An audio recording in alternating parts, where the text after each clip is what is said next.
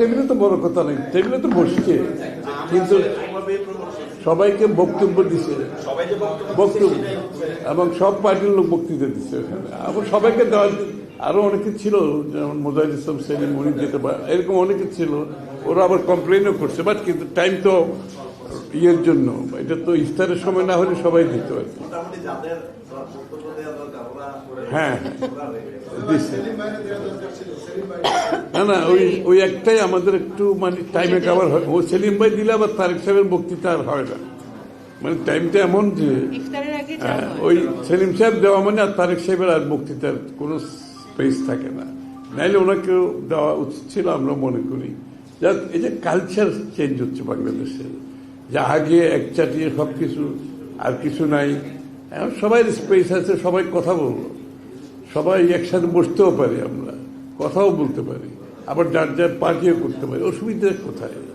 এটা বিরাট একটা চেঞ্জ বাংলাদেশে। এনিওয়ে, সাবজেক্টে আসি, তোমাদের সাথে তো অনেক কিছু শেয়ার করতে হবে, এই জন্য বললাম আর কি কথাটা। রেডি? হ্যাঁ, এটা আবার রেকর্ড টেকর্ড করে দিও না, এগুলো এটা রেকর্ড করলেও অসুবিধা নেই। না না, এটা রেকর্ড করলেও, না রেকর্ড করলেও অসুবিধা নেই, এটা তো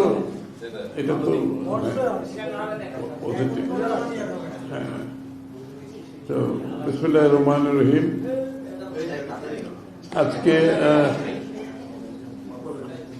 ইউরোপিয়ান ইউনিয়নের অ্যাম্বাসেডর আসছিল সৌজন্য সাক্ষাৎ, এবং বর্তমান বাংলাদেশের সার্বিক রাজনৈতিক, অর্থনৈতিক,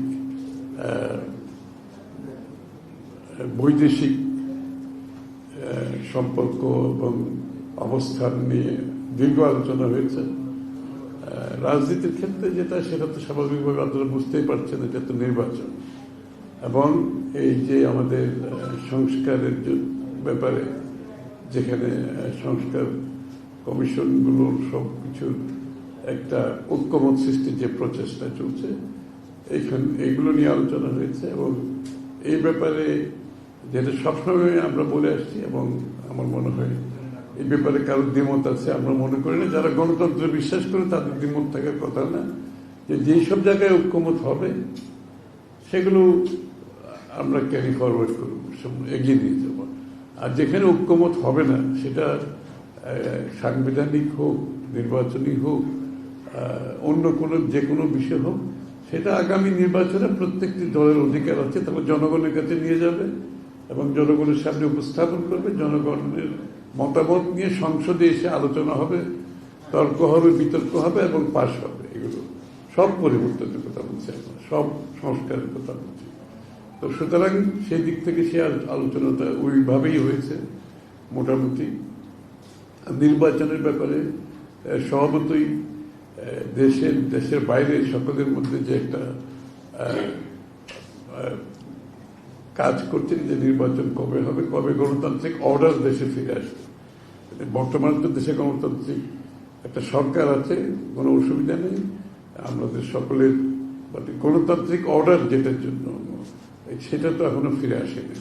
তো সেটা না আসলে তো একটা জনগণ সমর্থিত একটি সরকার ব্যতীত কোনো অ্যাডমিনিস্ট্রেশন সেটাকে সাপোর্ট দিয়ে, পুলিশ সাপোর্ট দিয়ে চালানো যায় না, সেটা তো আমরা এখনই লক্ষ্য করছি। এই জন্য সবাই মনে করে একটা জনগণের সমর্থিত একটি সরকার, সংসদ, যেটা জনগণের কাছে দায়বদ্ধ থাকবে, সেটা যত তাড়াতাড়ি সম্ভব হলে দেশের অনেকগুলো সমস্যার সমাধান হয়ে যায়, এবং একটা পলিটিক্যাল ওয়েট ছাড়া অনেকগুলো বিষয় সম্মুখীন হচ্ছে, কিন্তু সমাধান করা কঠিন। এই জন্য এই বিষয়টা গুরুত্ব দেওয়া হয়েছে আলোচনায়। আর বৈদেশিক সম্পর্কের ক্ষেত্রে আমাদের সাথে ইউর যে বিষয়গুলো আছে, যে আমাদের ইউ কিন্তু আমাদের সবচেয়ে বড় রপ্তানির ডেস্টিনেশন, ইউরোপিয়ান ইউনিয়ন।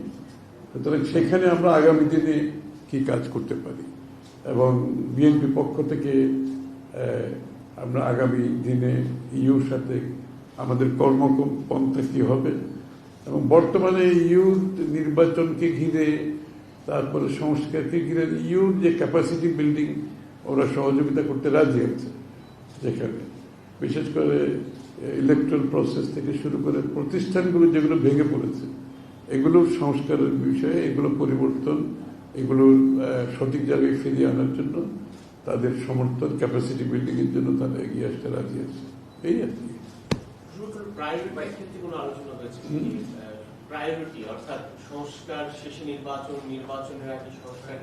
হ্যাঁ, এটা নির্বাচন আগে পরের বিষয়টা কোনো গুরুত্বপূর্ণ না। গুরুত্বপূর্ণ যে কোটিতে আমরা ঐক্যমত হব সেই কোটি বাস্তবায়ন করতে হবে। আর যেখানে ঐক্যমত হবে না এবং ঐক্যমত হওয়ার সব জায়গায় কোনো সম্ভব না, আমরা বিভিন্ন পার্টি, বিভিন্ন চিন্তা, বিভিন্ন দর্শন, বিভিন্ন ভাবনার মধ্যে থাকি। সুতরাং কেউ যদি মনে করে সবকিছুতে ঐক্যমত হবে তাহলে তার রাজনৈতিক দলের দরকার হবে না। তো বাংলাদেশ আবার বাকশাল নিয়ে আসলেই পারি আমরা।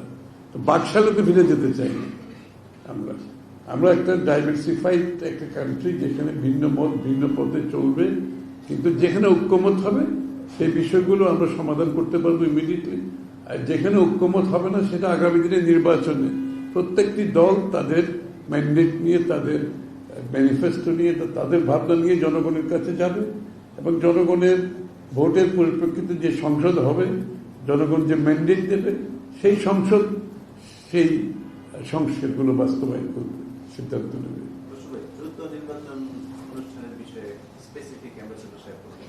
না, এটাই তো ডিসেম্বর সম্বন্ধে এখন তো সবাই ধরে নিয়েছে ডিসেম্বরের পরে যাওয়ার কোনো সুযোগ নেই। আসলে অলরেডি অনেকের মধ্যে ডিসেম্বর অনেক দেরিতে, কিন্তু তারপরও ডিসেম্বর কাট অফ টাইম হিসাবে সবাই ধরে নিয়েছে এবং সবাই ধারণা ডিসেম্বরের মধ্যে নির্বাচন হলে আমরা সঠিক পথে থাকবো। গণতান্ত্রিক অর্ডারটা ফিরিয়ে আনা খুবই গুরুত্বপূর্ণ, সবচেয়ে বেশি গুরুত্বপূর্ণ।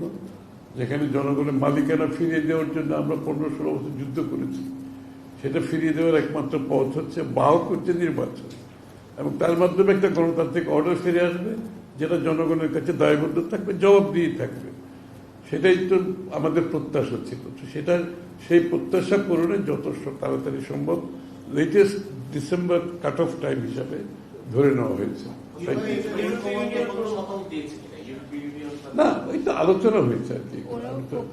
হ্যাঁ, সবাই তো নির্বাচন চায় এবং সবাই তো একটা নির্বাচিত সরকারের সাথে কাজ করা, ওদের জন্য সকলের জন্য সুযোগ সুবিধা হচ্ছে একটা নির্বাচিত সরকারের সাথে কাজ করা। এটা তো আর বলার অপেক্ষা রাখে না।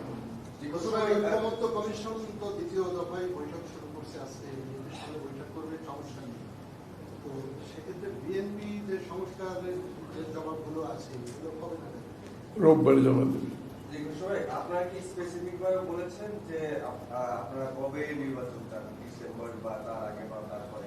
স্পেসিফিক ভাবে তার কাছে বলেছেন? আমরা তো তার কাছে বলার দরকার তো নাই, আমরা তো বলেই আসছি যে নির্বাচন যত দ্রুত হবে তত তাড়াতাড়ি একটা গণতান্ত্রিক অর্ডার ফিরে আসবে, জনগণের মালিকানা ফিরে পাবে, একটা দায়বদ্ধ জবাবদিহি সরকার থাকবে।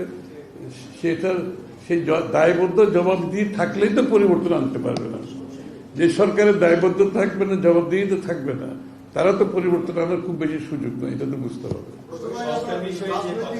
পাশাপাশি আপনি বলছেন যে অর্থনৈতিক বা তারা আমাদের সবথেকে বড় এক্সপোর্টেশন ডেস্টিনেশন, তো সেক্ষেত্রে যে 26 আমাদের গ্রাজুয়েশন অনুষদটা বলছেন এইসব বিষয়ে কোনো আলোচনা হয়েছে? হ্যাঁ, এখানে আলোচনা হয়েছে, বিশেষ করে লেবার রাইটস এর ইস্যুটা আর পরিবেশ ক্লাইমেটের বিষয়টা আছে।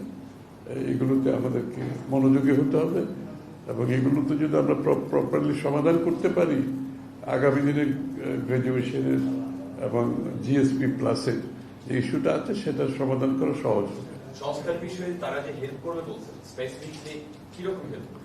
না, যে প্রাতিষ্ঠানিক যে সমস্ত জায়গায় এক্সপার্টিস দরকার আছে না বিভিন্ন বিষয়ে, তারা সহযোগিতা করতে চায় এই ব্যাপারে। 166টা তো চাওয়া হয়েছে মতামত, সেখানে বিএনপি রোববারে সাবমিট করার পরে আলোচনায় চলে আসবে।